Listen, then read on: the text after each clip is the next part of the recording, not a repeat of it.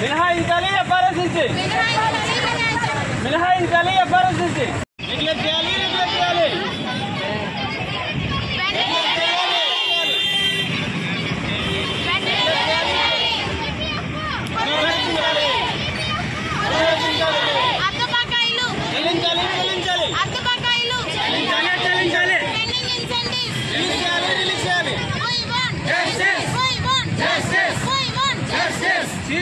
ఐక్యత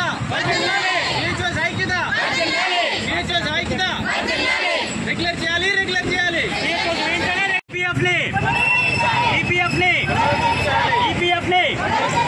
అద్దె బకాయిలు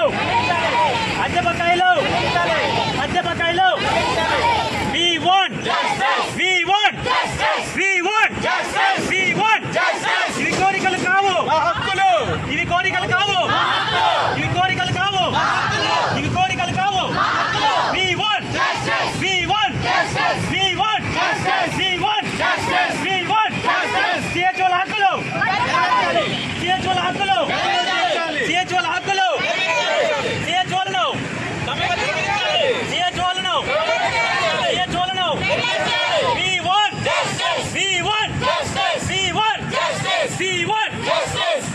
నా పేరు భవాని.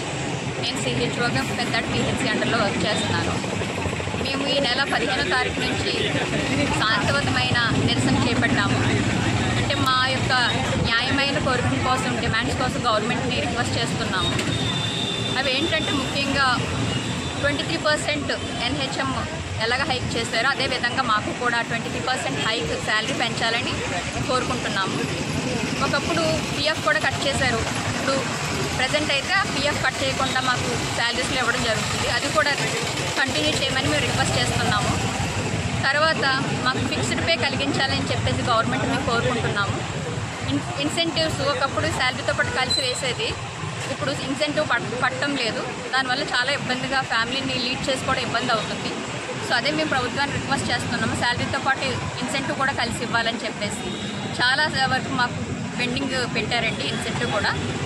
తర్వాత మాకు చిన్న ఇబ్బందులు, ఎఫ్ఆర్ఎస్ ఇబ్బందులు కలుగుతుందండి. అది కూడా కొంచెం రెక్టిఫై చేయమని గవర్నమెంట్ మేము చెప్పుకుంటున్నాము.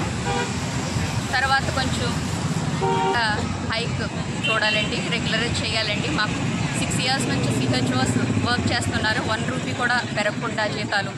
మేము ఎలా బ్రతకాలి, మా ఫ్యామిలీస్ని ఎలా లీడ్ చేయాలని చెప్పేసి కొంచెం ఇబ్బంది పడుతున్నాం. ఇది తర్వాత అద్దె బకాయిలు కూడా మనకి పెండింగ్ ఉన్నాయండి. మా రెంటెడ్ బిల్డింగ్లో నడుపుతున్న విలేజ్ హెల్త్ క్లినిక్స్ ఉన్నాయి కూడా మేమే అద్దెలు కట్టుకుంటున్నాము. అది కూడా కొంచెం గవర్నమెంట్ దృష్టికి తీసుకురావాలనుకుంటున్నాము. అవి కూడా వెంటనే క్లియర్ చేయాలండి.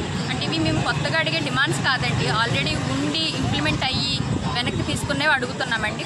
ముఖ్యంగా ఇవే మా డిమాండ్స్ అండి. 1 అద్దె బకాయిలు చెల్లించాలి, 2 ఇన్సెంటివ్స్ క్లియర్ చేయాలి, 3 23% ఎన్హెచ్ఎం ఏదైతే పెంచారో అది కూడా మాకు ఇంప్లిమెంట్ చేసేటట్టు మేము గవర్నమెంట్ని అడుగుతున్నామండి. శాలరీతో పాటు ఇన్సెంటివ్ కొంచెం కలిపి వేస్తుంది, మా ఫ్యామిలీస్కి చాలా సపోర్టివ్గా ఉంటుంది. మా పిల్లల్ని మంచి భవిష్యత్తుగా చదివించుకోవాలని మేము అనుకుంటున్నామండి.